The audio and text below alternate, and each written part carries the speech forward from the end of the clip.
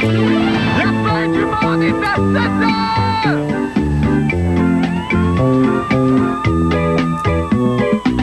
La fin du monde est à 7 heures, annonçait le téléviseur. La fin du monde est à 7 heures. Avant d'aller voir les amis, il faudra leur téléphoner. Il y a un temps pour chaque chose, la vie, elle, ce n'est pas rose. La fin du monde est à 7 heures. Nous sommes 3 heures après la fin du Le ciel s'est monde. enfin mis d'accord, éliminons de l'univers la race humaine par la mort. La parole est à Jupiter, envoyons donc un météore sur cette engeance que j'aborde, sauf sur Gertrude que j'adore. Jeudi 25 novembre 1999, le public croit que l'hélicoptère de la police de Montréal est utilisé pour des niaiseries. Oh, franchement, ce n'est pas parce que des fois le chef de police s'en est servi dans ses réceptions pour tailler des carottes de fantaisie en spirale qu'il faut s'indigner. Et René Angeli l'aurait fait congeler son sperme. Imaginez René les culottes aux genoux dans un congélateur en train de se passer un Willy. J'espère que Céline fera une chanson là-dessus avant sa fausse retraite. Bonne fin du monde, mesdames et messieurs. Tout d'abord, des nouvelles. Mais mon Dieu, mais que cela sent-il donc? Mais qu'est-ce que... Vous sentez rien, vous, à la maison? Vous êtes sûr? Essayez encore. Sentez. Ça sent, ça sent, ça sent... Oui, ça sent la chance! Et votre log commence tout de suite parce que ce soir, c'est le retour de mon fameux concept. Passez donc au salon, ou en toute camaraderie vraiment. Je vous invite dans mon living pour commenter l'actualité avec un sans gêne. Ma foi, presque gêne. Oh, que c'est bon d'être moi. On commence. Les petites guirlandes de lumière blanche de Noël disposées en forme de glaçons là, font tellement fureur que les grands magasins ne parviennent même pas à répondre à la demande. Passez donc au salon.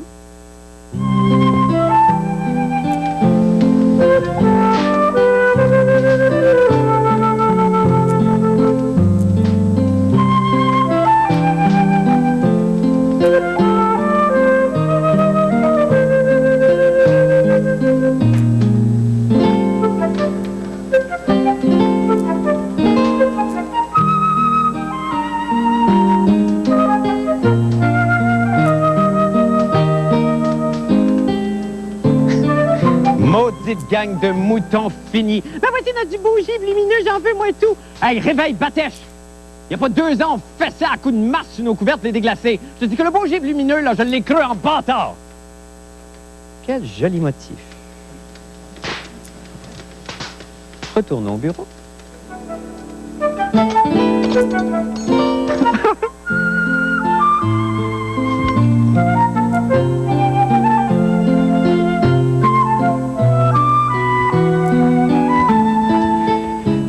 Le département de la justice américaine révèle au terme d'une enquête que la violence des jeunes aux États-Unis est à son plus bas niveau depuis 1987. Passez donc au salon.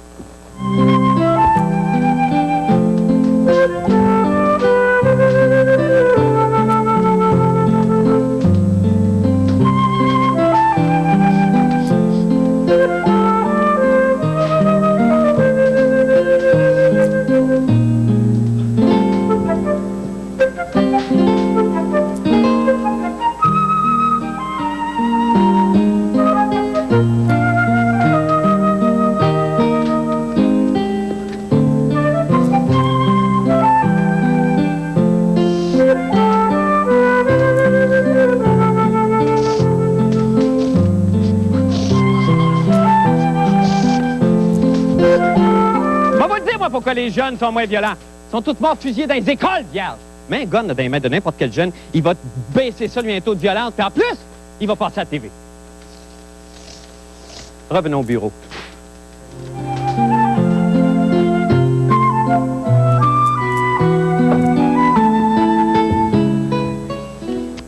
Eh bien, le palais de Buckingham dément formellement la rumeur qui veut que la reine Elisabeth II abdique en faveur de son fils, le prince Charles. Passez donc au salon.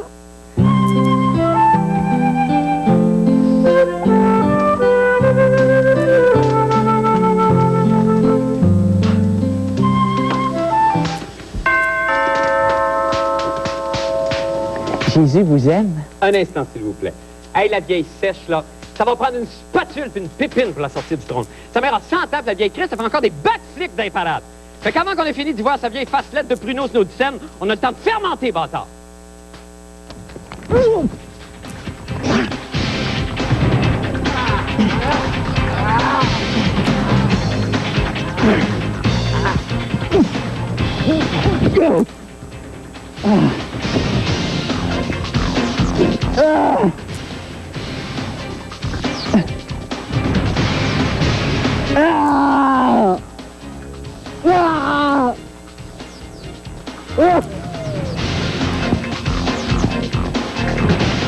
Merci. Ça m'intéresse pas, merci. Revenons au bureau.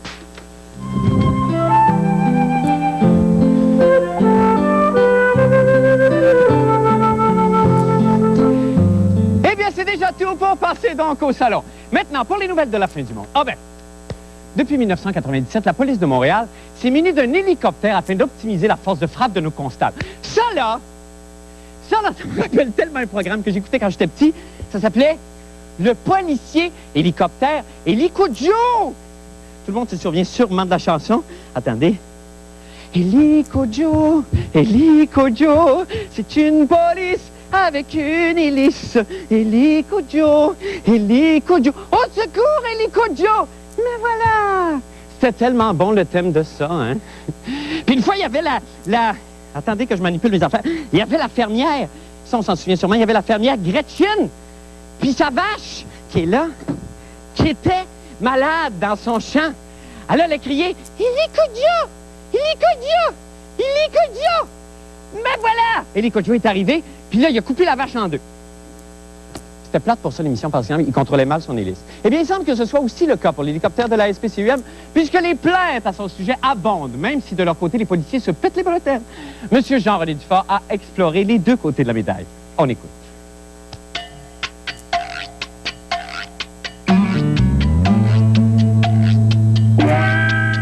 Bonjour et bienvenue à cette vidéo de police portant sur le bilan de notre hélicoptère de patrouille. Car oui, pour une fois, on a fait un bilan et on en est fiers. C'était en effet hier au headquarter de police que le directeur Serge Meloche présentait devant la Commission de la sécurité publique le bilan des interventions hélicorportées de la police. Écoutons-le si c'est beau. Nous estimons avoir pu démontrer à ce jour que l'intervention héliportée, c'est une valeur ajoutée dans le mandat de sécurité publique parce que ça nous permet d'intervenir de façon rapide dans une situation d'urgence et d'accroître l'efficacité. Il est important de démystifier l'hélicoptère de patrouille, car c'est un peu comme un char de patrouille, sauf que quand tu vas chez Dunkin' Donuts, la marche pour descendre est plus haute. L'hélicoptère a été en vol 16 fins de semaine au courant de l'été, a effectué environ 250 quelques heures de patrouille. Il est important de rassurer la population et de lui dire que nous avons toutes appliqué les recommandations de la Commission sur la sécurité publique. Les voici. En accordance avec les directives, nous avons changé la lumière 100 watts d'en avant pour une 60 watts. Nous avons éliminé le lance-missile, posé un gros muffler et soudé les fenêtres pour que nos agents en devoir ne garochent plus leur restant de beigne au-dessus du plateau Mont-Royal. J'ai entendu parler d'un cas où les gens étaient couchés sur leur terrasse en petite tenue, pour pas dire à poil, et puis à 3 heures du matin, ils ont eu un faisceau lumineux de l'hélicoptère qui les a vraiment braqués. Vous devriez voir la belle collection de photos de filles tout nues qu'on s'est faites cet été, vous.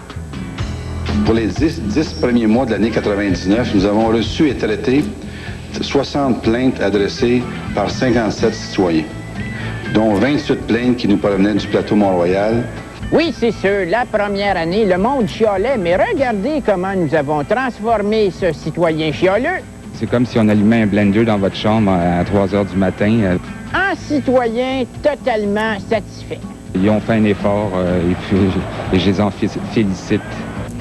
C'est pas beau, ça? Ici, Constable Dufort, à Montréal. Ah bon, le personnage, voici le vrai Jean-René Dufort. Salut, Bonsoir, Marc. Je dois Jean-René. me confesser. Qu'est-ce que c'est? Tu sais, bon, je sais que tu aimes ça, les reportages avec du contenu. Oui. Sauf que la police de la communauté urbaine de Montréal ne veut plus nous parler parce qu'on est des clowns. Et elle a dit, ça. on haït ça quand tu t'habilles en police, t'as un gros ventre puis tu parles de beignes. Alors, tu me connais. Ah ben là, évidemment.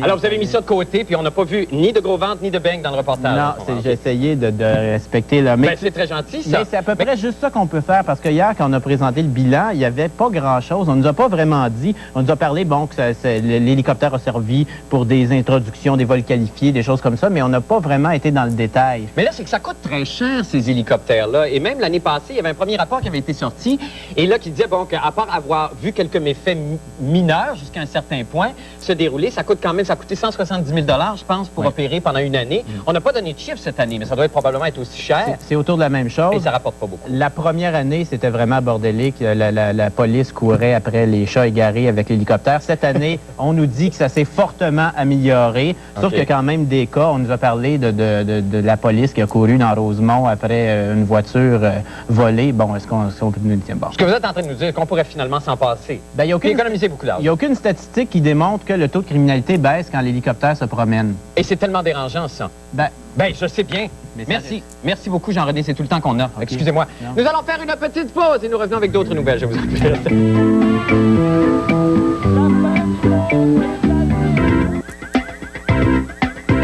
Eh bien, vous allez être très content de l'apprendre. C'est confirmé. René Angélil a fait congeler son sperme. Il est à peu près temps. Moi, ça fait des mois, littéralement, que j'arpente le comptoir des surgelés de mon épicerie et que je harcèle le gérant. Quand est-ce que vous allez avoir la semence surgelée de René? Quand est-ce de ça?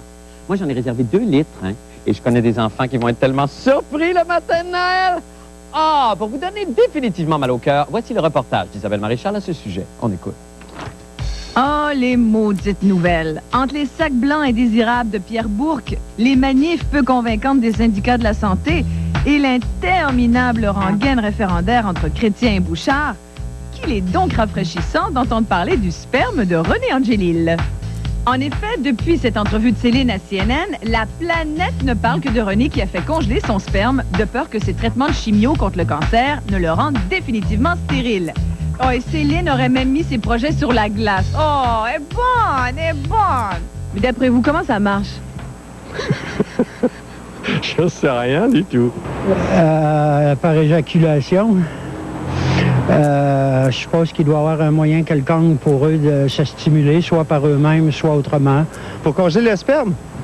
Ils doivent avoir des bons congélateurs. En tout cas, je dirais que c'est comme dans les films, là, un espèce de petit truc que tu défiles, t'as bien de boucade dans l'azote liquide, genre, puis le sperme est congelé là-dedans. J'imagine que ça doit être comme ça. Ah, il est bon, il sait tout comment ça se passe. Je t'aime, mon amour. Oh mon Dieu, il peut faire ce qu'il veut avec l'argent qu'il a, n'est-ce pas? D'après vous, ça coûte cher? Ah, sûrement, énormément cher. Combien? Oh, dans les millions de dollars. 1 million, 2 millions? 2 millions. Tout le monde peut avoir droit à ce genre de traitement-là. C'est vraiment préventif. Les coûts sont raisonnables. On parle de frais entre 200 et 500 $ pour la cryopréservation de 3, 4 ou 5 échantillons. Et pour le maintenance, pour le maintien de l'échantillon dans l'azote liquide, on demande un frais de l'ordre de 100 $ par année. Ah, c'est bien moins cher qu'aux States. Ah oui, allez-y, mon amour. On est de retour avec Isabelle en studio. Isabelle, donc ça, c'est une mesure préventive de M. Angélil. Oui, systématiquement, en fait, non. D'ailleurs, on n'est pas tellement au courant du fait que les cas de cancer, en général, les gens qui sont atteints donc d'un cancer et qui doivent passer par des traitements radioactifs de chimiothérapie, on leur conseille systématiquement d'aller se faire congeler quelques spermes. D'accord. N'est-ce pas? Parce que c'est effectivement vrai qu'il peut y avoir un risque d'infertilité. D'accord, je comprends. Alors donc ça, et ça ne coûte rien, enfin rien. Ça coûte relativement très peu cher, comme on l'a vu. Est-ce que c'est accessible à tout le monde? Bien, tu vois, bon, évidemment, ça dépend ce que vaut 500 $ pour toi. Non, mais pour 500 $ pour mettre un enfant au congélateur, Dieu, mon Dieu, c'est presque rien. Un enfant, et tu le dis, sais-tu combien? Compte jusqu'à 5, Marc. Non, je ne sais pas, je compte 1, 2, 3, 4, 5. Ah! Tu viens de fabriquer 5000 spermatozoïdes? C'est vrai, ça? Oui, 1000 à la seconde. 1000 à la seconde? Oui, parce que fou, c'est fou parce que... Fort, ben oui, je sais bien. Je suis reconnu pour ça. Parce qu'il paraît que le sperme masculin n'est pas ce qu'il y a de plus fort en écoute, ce moment, hein, je Isabelle. crois qu'on a assez parlé du sperme, effectivement, de René Angélil. Et si je peux me permettre, je m'inquiéterais peu de votre sperme, René, mais beaucoup plus. On a parlé dernièrement du désarroi de nos jeunes garçons. Oui. Et c'est de leur sperme, surtout, qu'il faut s'inquiéter. Car sais-tu que depuis les 30 dernières années, Oui. le sperme des hommes, arrête de me tenter comme ça, Je vous en prie. a baissé de 50 en concentration et en potentiel vital? Mais ça, c'est que c'est très dangereux, ça. Éventuellement, c'est la perte de la race. Oui, et puisqu'on peut s'étendre un peu sur le sujet... On va être obligé de vous laisser là-dessus, excusez-nous. Nous allons faire une Y petite a pause pas de et nous problème. revenons avec la Oui, fin du monde et des comme sports. je te Restez là. disais, Marc, tu vois que... Bog de l'an 2000, il est là, il est là, il est là. Jusqu'au 8 décembre, participe au concours à la recherche du bug en collaboration avec Molson X et Molson Dry. Notez la date de 3 apparitions du bug durant l'émission La fin du monde est à 7 heures et faites parvenir votre réponse à l'adresse suivante. Vous pourriez gagner l'une des 10 paires de billets VIP pour notre spécial La fin du monde est le 31 décembre au théâtre Corona, où notre gros lot, un ordinateur portable d'une valeur de 5 000 $, bug non compris. C'est plus qu'un concours, c'est fantastique. Oui, on est de retour avec Paul Hood. Maintenant, Paul, bonsoir. Bonsoir, Marc. Que de nouveautés ce soir. Oui, nous essayons quelque chose de nouveau ce soir. Ah, Seigneur, dans vous le but renouvelez toujours sans d'innover. Et c'est ce que j'appellerais ciné-quiz. Ciné-quiz. Vous connaissez déjà l'ancien petit quiz, Oui. ciné-quiz d'après-midi. J'étais bien jeune. La Coupe Grey sera présentée à Vancouver dimanche entre Hamilton et Calgary. Et dans le but de mieux faire connaître l'histoire de la Coupe Grey, je vous propose de jouer un petit jeu que j'appelle Ciné-Quiz et qui est inspiré de ce jeu très populaire aux États-Unis, Qui veut devenir millionnaire? Oui. Seriez-vous prêt à jouer? Ben, certainement. D'accord. Certainement. Alors, je vais prendre les questions ici et vous avez droit de vous arrêter au montant accumulé à chacune des questions. D'accord, Ça Paul. va? D'accord. Alors, première question, M. Labrèche. Oui, certainement. Dans quelle division? Nommez ce film québécois Oui. dans lequel une scène se déroule pendant un match de la Coupe Grey. Était-ce Mathusalem 1, Mathusalem 2 ou Deux femmes en or? Deux femmes en or. Bonne réponse! D'ailleurs, on va voir tout de suite un extrait de la Coupe Grey et de Deux femmes en or. Voyons tout de suite tout extrait. C'était à l'Autostade en 1969. Au fond, je suis bien contente de ne pas être à la partie. Oui, moi aussi. Voulez-vous jouer maintenant pour 1 000 $? Je tente ma chance. On multiplie par 10. Dans le film Deux femmes en or, il s'agissait de quel match de la Coupe Grey? Le match de 1969, le Paris match ou le match de lutte? La première, là. Le match de 1969? Oui. Voyons voir si c'est bon. Vous voyez Pierre-Éliott Trudeau qui avait fait le voté de ce match. Merci. On peut multiplier par 10 maintenant et jouer pour 10 000 $. Est-ce que vous êtes prêts? Oui. Nommez les équipes qui s'affrontaient à ce match de la Coupe Grey 69. Bibi et Geneviève, les Rough Riders d'Ottawa et les Rough Riders de la Saskatchewan ou Bro et Martineau? Le deuxième. Ottawa contre Saskatchewan. Bonne réponse! Yeah! Pour 10 000 $. Merci. Voulez-vous jouer pour 100 000? Oui. Dans Deux femmes en or, les deux cocus, joués par Marcel Sabourin et Donald Pilon, courtisent Mademoiselle Cinéma. Quelle comédienne interprétait Mademoiselle Cinéma? Était-ce Madame Béatrice Picard, Madame Manda Parent ou Francine Moran?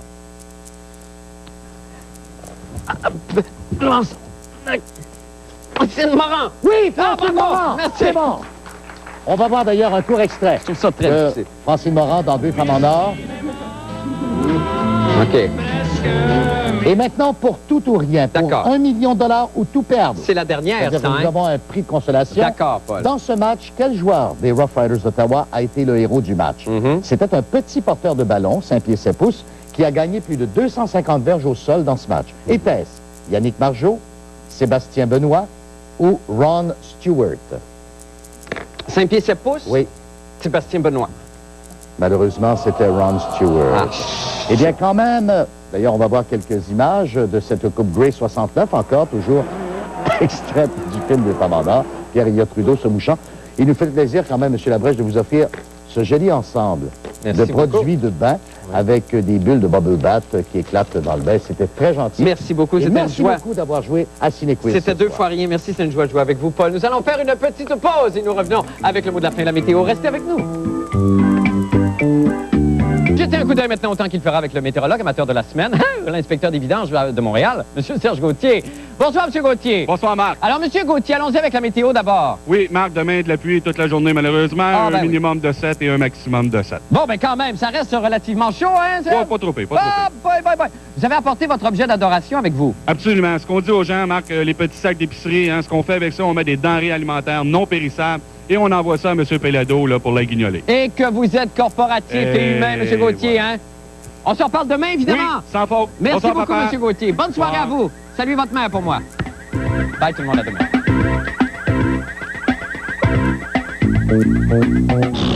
Surveillez la chronique de la